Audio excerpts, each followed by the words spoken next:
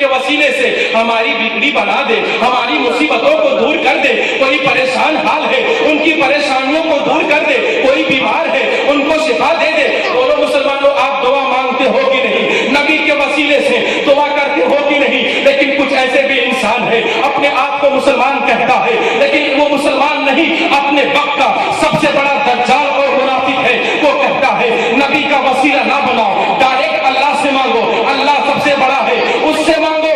نبی کا وسیلہ مانگو گے رب کے ساتھ شریک کرنا ہو جائے گا اور یہ کفر ہو جائے گا. میں ایسے منافق کو چیلنج کرتا ہوں. اور سیگما والوں, آپ کے پاس بھی کبھی ایسا وقت آئے آپ ان کو کہہ دو اور انسان کیا کہہ رہے ہو. میں نے اپنے گاؤں کے امام صاحب سے جو حدیث سنی ہے وہ حدیث سن لو, تم بھی اپنے عقیدے کو صاف کر کے اور صحیح سنی العقیدہ بن جاؤ گے.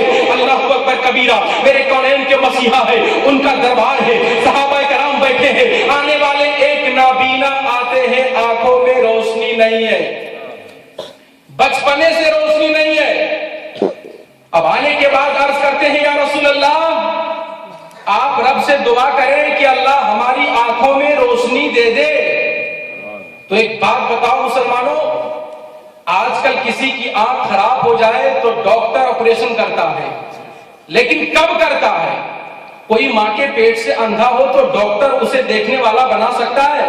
نہیں بنا سکتا. مادر ذات اندھے کو ڈاکٹر اپنے تمام کوششوں کو لگا دے لیکن اس کے آنکھ میں روشنی نہیں دے سکتا ہے. روشنی اسی کو دے سکتا ہے کہ جس کے پاس پہلے روشنی ہو اور آنکھ خراب ہو جائے, تب آپریشن سے اس کی روشنی واپس لا سکتا ہے. لیکن قربان جاؤ, ابھی سے 1400 سال پہلے نہ کوئی ڈاکٹر کا سامان ہے, نہ کوئی دوا ہے, نہ کوئی مشین ہے. میرے کونین کے مسیحا کی بارگاہ میں آ گیا, سنو نبی کا معجزہ. عرض کرتا ہے, آقا فرماتے ہیں او میرے چاہنے والوں سن لو, جاؤ وضو کرو, 2 رکعت نفل نماز پڑھو اور نفل نماز پڑھ کے رب کی بارگاہ میں دعا کرو, مولا میں محمد کے وسیلے سے اپنی آنکھوں کی روشنی مانگتا ہوں. جاؤ رب سے دعا کرو, مولا جو تیرا محبوب ہے, جو تیرا نبی ہے, اس نبی کے وسیلے سے آنکھوں کی روشنی لوٹا دے. رب کعبہ کی قسم, تاریخ گواہ ہے, کتاب گواہ ہے, حدیث گواہ ہے, وہ چلے گئے, نماز پڑھے, رب سے دعا کیے, مولا محمد کے وسیلے سے آنکھوں کی روشنی لوٹا دے, آنکھوں میں روشنی دے دے, مجھے دیکھنے والا بنا دے. لکھنے والوں نے لکھا ہے ابھی زیادہ دن نہیں گزرے, اللہ نے نبی کے برکت سے اس کی آنکھوں میں روشنی ڈال دیتا ہے, وہ دیکھنے لگتا ہے. اور کہنے والوں, آپ کہتے ہو کہ نبی کا وسیلہ نہیں بنانا چاہیے, میں کہتا ہوں قلم سنبھالو, زبان سنبھالو, تاکہ تمہارے ایمان کا جنازہ نہ نکلنے پائے.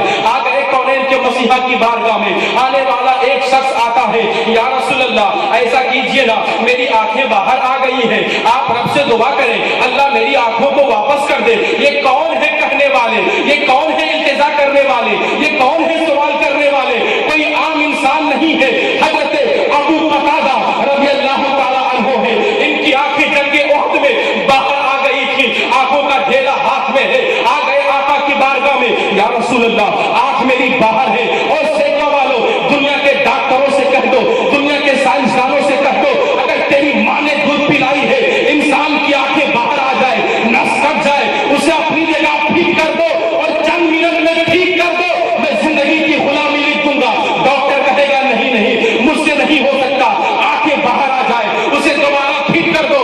ایسا کوئی اب تک کے مشین نہیں ہے, ایسا کوئی آلہ نہیں ہے, لیکن قربان جاؤ اپنے آقا کے معجزے پہ, قربان جاؤ نبی کی دست نبوت پہ, قربان جاؤ نبی کے لواب دہن پہ. آگے لگا عرض کرتے ہیں یا رسول اللہ اسلام کے خاطر, آپ کے خاطر, آپ کے قدموں میں جان نچھاور کرنے کی خاطر جنگ میں لڑ رہا تھا, جنگ احد میں میری آنکھیں باہر آ گئی ہیں. آقا فرماتے ہیں او قتادہ, اس مصیبت کے بدلے میں اگر تم صبر کرو گے تو میں تمہیں جنت کی ضمانت دیتا ہوں. اب فیصلہ کرو, جنت چاہیے یا آنکھ چاہیے؟ کیا مانگتے ہو, جنت یا آنکھ؟ اب دیکھو اللہ کے رسول کے چاہنے والوں کس طرح سے انہوں نے اپنے غلاموں کو ادب سکھایا ہے. ہاتھ جوڑ کر عرض کرتے ہیں یا رسول اللہ آنکھ تو میں نے مانگا, میں نے جنت تو نہیں مانگا, जन्नत का तज़किरा आपने किया, मेरे माँ बाप आपके कदमों पे कुर्बान, मेरी आंखें दे दीजिए मेरे मांगने की वजह से, और आप जन्नत दे दीजिए अपनी अता से। आका फरमाते हैं जाओ मैं तुम्हें जन्नत की जमानत देता हूँ, लाओ करीब आंख लाने के बाद मेरे आका अपने थूक शरीफ को आंख में लगाते हैं और जिस्म में फिट कर देते हैं। हज़रत अता फरमाते हैं उस आंख में अल्लाह ने इतना पावर दे दिया कि पहले से ज्यादा उसमें रोशनी आ गई है। अल्लाहु अकबर कबीरा। फिर झूम कर बोलो कौन देता है, देने को मुंह चाहिए, देने वाला है सच्चा हमारा नबी। अल्लाहु अकबर, अल्लाहु अकबर। अल्लाह ने अपने नबी को कैसा इख्तियार दिया है, अल्लाह ने अपने नबी को कितना पावर दिया है। अल्लाहु अकबर कबीरा। आप सुनोगे आपका कलेजा दहल जाएगा। जहां मेरे मुस्तफा को हर एतबार से इख्तियार है, मेरे आका इरशाद फरमाते हैं एक दिन में सोया था, ख्वाब में आ गए जिब्रील अमीन, आकर अर्ज करते हैं या रसूल अल्लाह, अल्लाह तबारक व तआला ने आपको पूरी दुनिया के खजाने की चाबी दे दिया है, ये चाबी आप लीजिए, आप जिसको चाहे जो चाहे वो अता कर दे, आप जिसको चाहे जितना चाहे उसे दे दे। या रसूल अल्लाह जन्नत के भी मालिक आप हो। और सेवा वालों, जब अल्लाह के रसूल को अल्लाह ने कह दिया ए जिब्राइल कह दो दुनिया के खजाने की चाबी आपके पास है, जन्नत के मालिक आप हो, आप बताओ मेरे मुस्तफा जन्नत में किसको भेजेंगे, जन्नत में किसको दाखिल करेंगे? आप कहोगे नबी को इख्तियार नहीं है, अल्लाह कह रहा है जन्नत के दुनिया के खजानों की चाबी मैंने मुस्तफा को दे दिया है। और इतना ही नहीं, नबी ने दे करके बता दिया। और दुनिया वालों देखो मेरे पास पावर है कि नहीं। आ गए अबू बकर, कहा जाओ मैंने तुम्हें सिद्दीक का बादशाह बना दिया। आ गए उमर, कहा जाओ तुम्हें अदालत का बादशाह बना दिया। आ गए उस्मान, कहा जाओ तुम्हें सखावत का दाता बना दिया। आ गए अली, कहा जाओ मैंने तुम्हें शुजाअत और बहादुरी का अपने वक्त का इमाम बना दिया। आ गए अब्दुल्ला, कहा जाओ मैंने तुम्हें मुफस्सिर बना दिया है। अल्लाहु अकबर कबीरा। अब इतना ही नहीं, जब मेरे आका दुनिया में रहे, सहाबा को देते रहे, सहाबा को बांटते रहे, सबकी झोली भरते रहे, दुनिया से चले गए तो उनके गुलाम बांटते रहे, वो चले गए उनके गुलाम बांटते रहे। मेरा ईमान बोल रहा है कि जो नबी दुनिया में जब ज़ाहिरी एतबार से थे तो गुलामों को देते थे, जब कब्र के अंदर तशरीफ फरमा है तो आज भी दुनिया का कोई इंसान उसको अपना आका मान लेता है तो उसकी भी जिंदगी संवर जाती है, आका उसको भी देते हैं। आप कहोगे कोई दलील है तो सुन लो, अगर आका देते नहीं, अगर आका बांटते नहीं तो फिर दुनिया में इस तरह से चर्चा कैसे होता? कहोगे क्या दलील है तो सुन लो। जब गौसे आजम बगदाद की सरजमी पे थे, अब्दुल कादिर ने नबी को अपना आका मान लिया, अपना मामा मान लिया, दुनिया ने उसे गौसे आजम कर दिया। अपने वक्त के मोइनुद्दीन चिश्ती ने नबी के दामन से लिपट गए, दुनिया ने उनको गरीब नवाज कर दिया।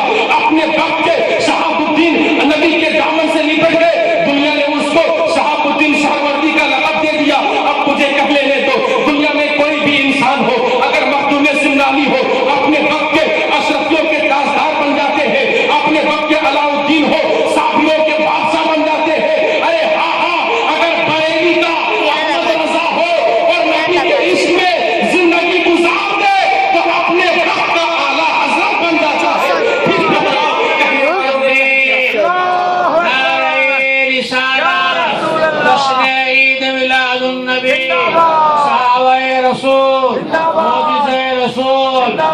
मुस्तफा की आमद, नूर वाले की आमद, दिलदार की आमद, यासीन की आमद, ताहा की आमद, खुलफाए राशिदीन, उलमाए अहले सुन्नत, मौलाना मोहम्मद सादिक साहब, नारे तकबीर, नारे रिसालत।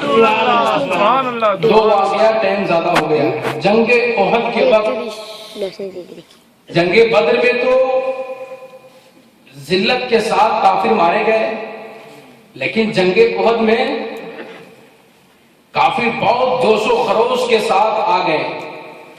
मेरे आका ने कहा चाहने वालों अब्दुल्ला इब्ने जुबैर से कि तुम इस पहाड़ पे खड़े रहो जब तक मैं ना कहूं नीचे ना आना।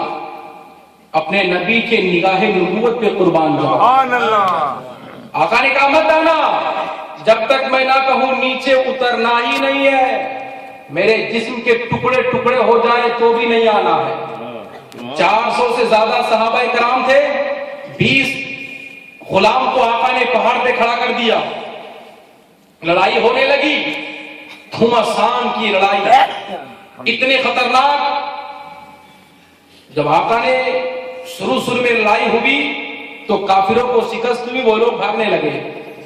جو اوپر کھڑے تھے آقا نے کہا تھا کہ آنا مت. نئے صحابہ نئے اسلام میں داخل ہوئے تھے. ان لوگوں نے کہا چلو غنیمت کا سامان لوٹو, اسلام کو اللہ نے کامیابی عطا فرمائی ہے. آ گئے نیچے. عبداللہ ابن زبیر نے کہا مت جاؤ, آقا نے منع کیا ہے. اب نئے وہ لوگ اسلام لائے تھے, دوڑ کے آ گئے, مال لوٹنے لگے. کافروں نے دیکھا کہ پہاڑی پہ لوگ کم ہو گئے, پیچھے سے حملہ کیے اور جہاں وہ لوگ 8 یا 12 صحابہ کھڑے تھے سب کو قتل کر دیا. پیچھے سے آ گئے, آ کر کے ایک بار بھی حملہ اور اتنے دردناک کی لڑائی سنو گے سیگا والوں تو رونگٹے کھڑے ہو جائیں گے. اتنے خطرناک آپس میں جب لڑنے لگے, نبی کے چاہنے والے تو کم تھے. اس لڑائی میں تاریخ میں بات آتی ہے کہ میرے آقا زار و قطار روئے تھے. کب؟ جب امیر حمزہ رضی اللہ تعالی عنہ ان کو ایک حبشی نے نیزہ مار کے جب شہید کر دیا تو ہندا آئی اور میرے آقا کے چچا کے کان اور ناک کو کاٹ کے ہار بنا کے گلے میں ڈال دیا. سینہ چیر کے کلیجہ نکال کر چبانے لگی. تو جب کلیجہ چبا نہیں تو اسے نکال کے دھاگے میں پیرو کے گلے میں ہار بنا دیا. آقا نے کہا جاؤ دیکھو میرے چچا کہاں ہے. حضرت علی گئے, جا کر دیکھے تو زار و قطار رونے لگے. آ کر کے عرض کرتے ہیں یا رسول اللہ ان کافروں نے اتنا برا حال کیا ہے کہ بتانے کی طاقت نہیں ہے. آقا خود گئے, جا کر اپنے چچا کا چہرہ, کٹا ہوا کان, ناک, کٹا ہوا کلیجہ دیکھے تو کھڑے ہو کر آقا وہیں آنسو بہانے لگے. اتنا ظلم و ستم کس وجہ سے؟ صرف اس لیے کہ یہ لوگ ایک اللہ کے سامنے جھکنے کا اعلان کرتے تھے. لیکن نبی کا اخلاق سنو اور نبی کا معجزہ سنو کہ صبر کس کو کہتے ہیں. اسی جنگ احد میں جب کافروں نے آقا کے گھوڑے کو بھگایا, اس بھیڑ میں بھگدڑ مچ گئی تو میرے کونین کے مسیحا گھوڑے سے نیچے آ گئے. اب جو سر پہ لوہے کی ٹوپی پہنے تھے وہ ٹوٹ کر کے گال مبارک میں لوہا اندر چلا گیا میرے آقا, جس سے دندان مبارک شہید بھی ہو گئے. اب سب کافر جب بھاگ گئے تو حضرت عبداللہ ابن جراح رضی اللہ تعالی عنہ, ان کے قدموں پہ میرے ماں باپ قربان ہو جائیں, آ گئے آقا کی بارگاہ میں. آقا کے گال مبارک میں وہ لوہے کی جو ٹوپی تھی اس کا جو ایک کڑی ٹوٹ چکی ہے وہ اندر پہ وسط ہے, خون نکل رہا ہے. اب آقا کے اس کڑی کو نکالے کون؟ تو عبداللہ ابن جراح رضی اللہ تعالی عنہ نے عرض کیا حضور ہم نکالتے ہیں. تاریخ میں لکھنے والوں نے لکھا ہے کہ گال مبارک پہ عبداللہ ابن جراح نے دانتوں سے نہیں دبایا, اپنے ہونٹ سے آقا کے گال مبارک کو دباتے تھے اور لوہے کی کڑی کو دانت سے پکڑتے تھے. صحابہ اور آقا نے خود کہا کہ او عبداللہ عبید اللہ ابن جراح, آپ دانت سے میرے چمڑے کو ٹھیلو تو گوشت اندر جائے گا, اب لوہے کی کڑی کو پکڑ کے کھینچو. وہ عرض کرتے ہیں یا رسول اللہ میرے دانت بہت تیز ہیں اور آپ کا چہرہ بہت نرم ہے, اگر میں ہونٹ سے نہ ٹھیلوں تو میرے دانت کی وجہ سے کہیں آپ کو تکلیف نہ ہو جائے, اس لیے میں دانت سے نہیں ہونٹ سے دھکا دے کے اور کڑی کو پکڑ رہا ہوں. لکھنے والوں نے لکھا کہ جب انہوں نے پوری طاقت سے اس کڑی کو کھینچا تو عبیدہ ابن جراح کے دندان بھی شہید ہو گئے. اس کھینچنے کی وجہ سے صحابہ کھڑے ہیں, یا رسول اللہ آپ نے مکہ میں جس کافر کے لیے کہہ دیا کہ یہ برباد ہو گیا, اللہ نے آپ کی دعا قبول کر لی. آپ ان کافروں کے لیے بد دعائیں کرو ہلاکت کی. آپ نے مکہ میں ان کافروں کے لیے بد دعائیں کی تھی کہ کہ ابو جہل عتبہ شیبہ ذلت کے ساتھ مارا جائے گا. آپ نے رب سے دعائیں کی, ویسا ہی ہوا. یا رسول اللہ اتنی مصیبت آپ کی امت نے, آپ رب سے بددعائیں کرو, آپ رب سے التجائیں کرو کہ اللہ اس کو بدلہ دے اور فوراً اس کو ہلاک کر دے.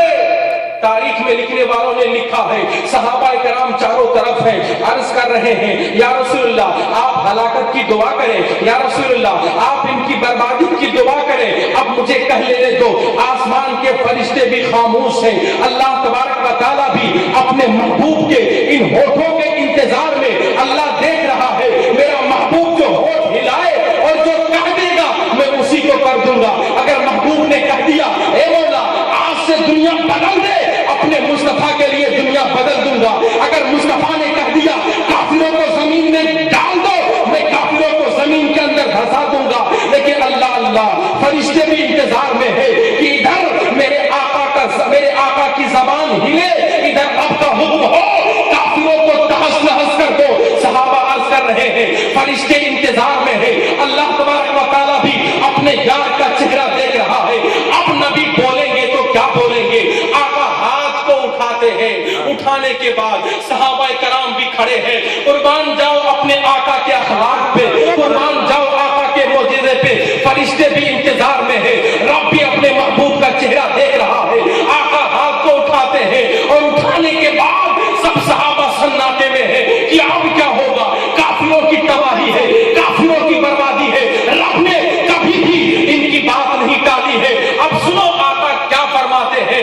آقا عرض کرتے ہیں اے سارے عالم کے پالنہارا, یہ میری امت نادان ہے تو اسے معاف فرما دے, اس کو ہدایت عطا فرما دے. مولا اسے ایمان کی دولت سے مالا مال کر دے. او مسلمانوں, ہے کسی کے پاس ایسا جگر, ہے کسی کے پاس ایسا دل, ہے کسی کے پاس ایسی زبان, ہے کسی کے پاس اتنا بڑا اپنے ایک دوسرے کے لیے محبت. آج کل کے تو انسانوں کا حال یہ ہے کہ دشمن تو دشمن اپنے بھائی کو کبھی دعائیں نہیں دیتا. اگر بھائی تھوڑی سی 19-20 کر لے حساب کتاب میں تو بھائی چھوٹے بھائی کو پٹک کے گلا دبا دیتا ہے. او نبی کے چاہنے والوں, نبی کے اس اخلاق کو پڑھو جو دشمن کو دعائیں دیتے تھے. اپنی زندگی میں ایسا ایک نکھار پیدا کرو کہ اللہ تبارک و تعالیٰ ہمیں بھی ایسا دل عطا فرمائے, ایسا ایمان عطا فرمائے کہ ہم بھی اپنے بھائی کو دعائیں دے سکیں. اسلام پھیلا ہے تو اخلاق سے پھیلا ہے, اسلام پھیلا ہے تو محبت اور اخوت سے پھیلا ہے. اگر لڑائی ہوتی, اگر دشمنی ہوتی, اگر گالی گلوج ہوتا تو اس طرح سے اسلام کا بول بالا نہیں ہوتا. اور مسلمانوں ہمیں بھی ایسا اخلاق پیدا کرنا ہے, ہمیں بھی ایسا کردار پیدا کرنا ہے, ہمیں بھی ایسا کلچر پیدا کرنا ہے تاکہ یہ کافر دیکھ کر کے خود بخود کہتے کہ جب اس کا اخلاق اتنا اچھا ہے تو مدینے والے کا اخلاق کتنا اچھا ہوگا. اللہ تبارک و تعالیٰ کی بارگاہ میں دعا ہے اللہ تعالیٰ ہم تمام مومنوں کو سیدھے راہ پر چلنے کی توفیق عطا فرمائے. وقت زیادہ ہو گیا ہے, اگر نبی کا معجزہ سناتا رہو تو میری بھی زندگی ختم ہو جائے گی, آپ کی بھی زندگی ختم ہو جائے گی, مگر میرے رسول کا معجزہ ختم ہونے والا نہیں ہے. اللہ نے جس کی تعریف, اللہ نے جس کی عزت, اللہ نے جس کی جان کی ذمہ داری لے رکھی ہے, دنیا میں نہ کوئی اس کی عزت ہٹا سکتا ہے, نہ ان کی شہرت ہٹا سکتا ہے, نہ ان کے دین کو مٹا سکتا ہے. اگر میں آپ کو 2-4 اور سناتا, لیکن وقت زیادہ ہو گیا ہے, بس اتنا آپ سمجھ لو انشاءاللہ تبارک و تعالی کل 8:30 آقا کریم علیہ الصلوۃ والتسلیم اور ان کے وسیلے سے تمام مرحومین کے سالے ثواب کے لیے قرآن شریف صبح 8 بجے آپ حضرات تشریف لائیں اور ثواب دارین حاصل کریں. اپنے آقا کے لیے کم سے کم قرآن شریف ہی پڑھ کر کے تو راضی کرنے کا ذریعہ بنا لیں. جان تو دے سکتے نہیں ہے, جان کیا دیں گے؟ جو نماز کے لیے وقت نہیں دے سکتے وہ جان کیا دیں گے؟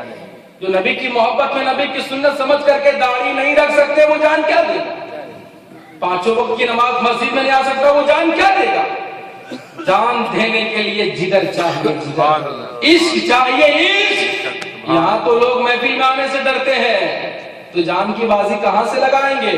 اور میری ماں بہنوں آپ بھی اگر سن رہی ہو تو کل اپنے رسول کو راضی کرنے کے لیے آپ بھی اپنے گھروں میں بیٹھ کر کے جتنا ہو سکے کلمہ ہو, درود ہو, یاسین شریف ہو, قرآن کی تلاوت ہو, جو بن قرآن پڑھے ایک امتی کی حیثیت سے اپنے آقا اور اپنے ماں باپ تمام مرحومین کو اصال ثواب کرنا، انشاءاللہ آپ کو اس کا بہترین اجر عطا فرمائے گا۔ اور پرسوں یعنی 12ویں کے دن میں 8 بجے دریائی دلہا سرکار کے روز جو چلہ ہے وہاں سے ہم لوگ آقا کی شان میں جلوس نکالیں گے، اور انشاءاللہ میں آپ سے مؤدبانہ اپیل کرتا ہوں کہ آپ میرے خاطر نہیں، جس مصطفیٰ نے پوری زندگی آپ کی خاطر آنسو بہایا ہے ان کا واسطہ دیتا ہوں کہ آپ ضرور تشریف لانا اور شرکت اس میں کرنا۔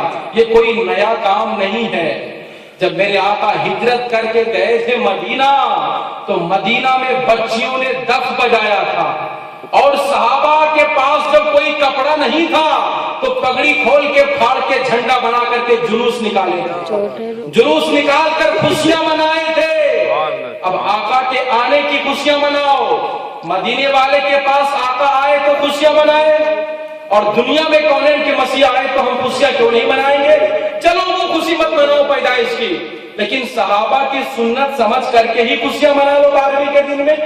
اس لیے ہمیں اور آپ کو اس میں شرکت کرنے کی ضرورت ہے تاکہ آنے والے دن میں دنیا والے کو یہ پتا چلے کہ جو سیگوا میں بسنے والے انسان ہے یہ کسی دنیا دار کے نہیں، مدینے کے تاجدار کے غلام ہیں۔ انشاءاللہ ہمیں آپ سے امید ہے آپ بھی آؤ گے، اپنے بال بچوں کو بھی لے کر آؤ گے۔ آئیے کھڑے ہو کر کے صلاۃ و سلام عرض کرتے ہیں۔